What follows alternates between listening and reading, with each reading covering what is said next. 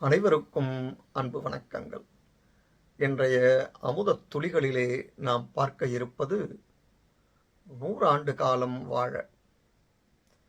தனது 100வது பிறந்த நாளை மகிழ்ச்சியுடன் கொண்டாடிக் கொண்டிருந்த முதியவரை ஒரு இளம் பத்திரிகையாளர் பேட்டி கண்டார்.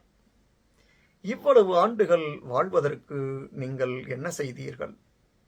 அதன் ரகசியம் என்ன என்று கேட்டார். அதற்கு முதியவர், என்னுடைய 29வது வயதில் எனக்கு திருமணம் நடந்தது. நானும் என் மனைவியும் ஓர் ஒப்பந்தம் செய்து கொண்டோம்.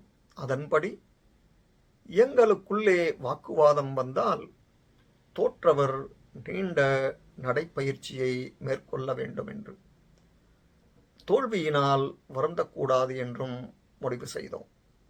71 வருடங்களாக நான் செய்து வரும் நடைப்பயிற்சிதான் எனக்கு உடல் வலிமையை தந்து நான் இத்தனை வருடங்கள் ஆரோக்கியமாக வாழ உதவி செய்துள்ளது என்று நான் நம்புகிறேன் என்றார் அந்த முதியவர். இந்த பதிவு உங்களுக்கு பயனுடையதாக இருப்பின் சப்ஸ்கிரைப் பண்ணவும், ஷேர் பண்ணவும். நன்றி, வணக்கம்.